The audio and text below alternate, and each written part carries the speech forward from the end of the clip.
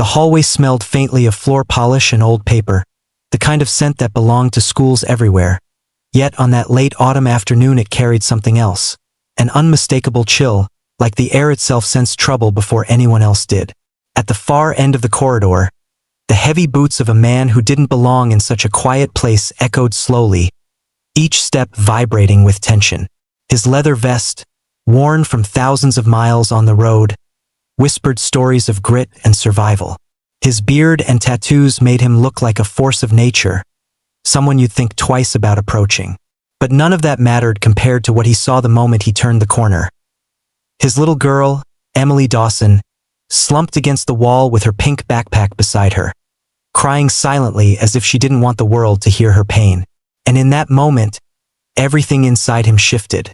The rumble of motorcycles, the wild freedom of open roads, the brotherhood of riders. None of it meant anything compared to the sight of his daughter trembling alone. Before we go further, if you believe in kindness, in second chances, and in the kind of love that transforms even the roughest souls, please like, comment, share, and subscribe. And tell us down below where you're watching from. It truly means the world to us. Jack Dawson hadn't planned to be at the elementary school that day. In fact, he hadn't planned on showing up anywhere unannounced. His life had been chaotic enough recently. After years of trying to balance being a single father and a devoted member of the Iron Shield Riders, a motorcycle club known for its fierce loyalty and even fiercer independence, he'd stepped away, convinced Emily needed stability more than she needed a father forever on the road. He'd taken a local job, spent more nights home than out, and swore to himself he'd earn her trust again. Today had been supposed to be normal, a work shift, then picking her up like always. But something had tugged at him, an uneasy feeling that urged him to stop by the school early. He didn't understand it then, but he trusted it anyway. Now, standing in the middle of the hallway, that uneasy feeling turned into a storm inside his chest. Emily wasn't the kind of child who cried easily. She was brave, tougher than she looked, with a spark in her smile and the heart of a kid who believed every day could be better than the last. Seeing her curled against the wall, eyes red, face streaked with tears, made Jack's pulse thunder with a mix of fear and anger. He knelt beside her, trying to soften his voice despite the rush of emotion tightening his throat.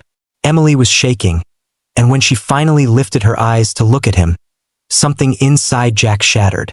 The sadness there was too deep, too heavy for a child her age to carry. And when she tried to speak, her breath snagged, as though the story stuck in her chest hurt too much to release.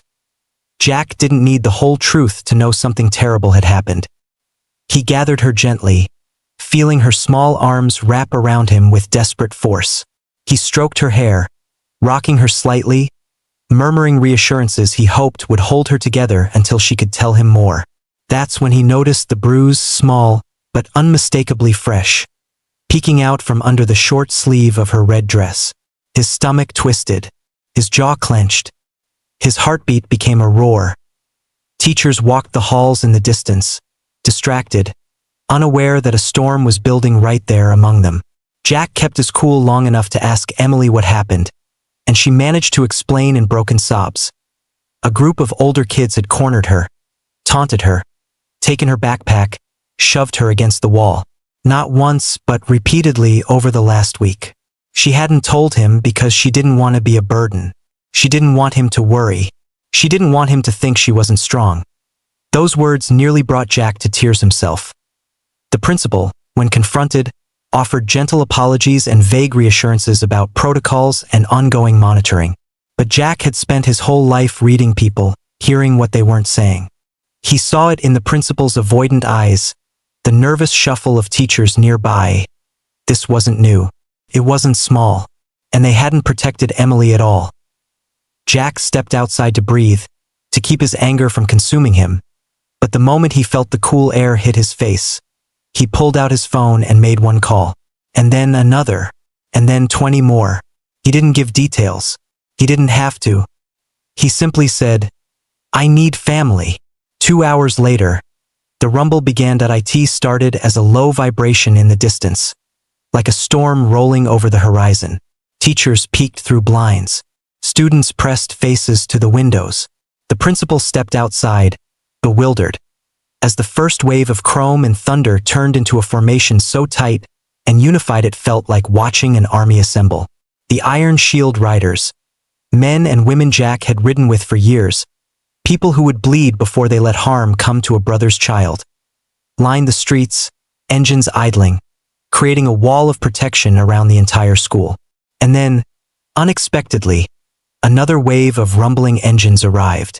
The Hells Angels, rivals on the road sometimes, allies when family was threatened, joined in, their presence transforming shock into awe as they formed a barrier so massive it felt like the earth itself trembled under their resolve. 300 riders in total. Leather vests, steel and chrome, boots planted firmly on the ground.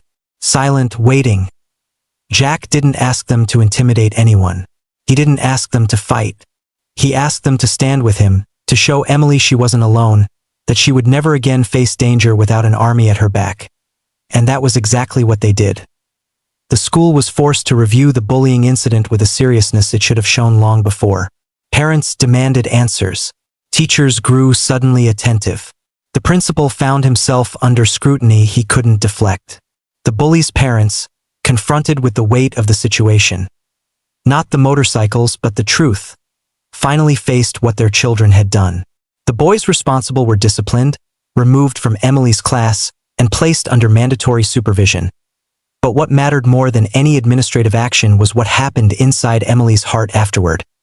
For days, she stayed close to Jack, still shaken. But every evening, riders stopped by the house, bringing gifts, jokes, stories, small acts of kindness that lit up her world.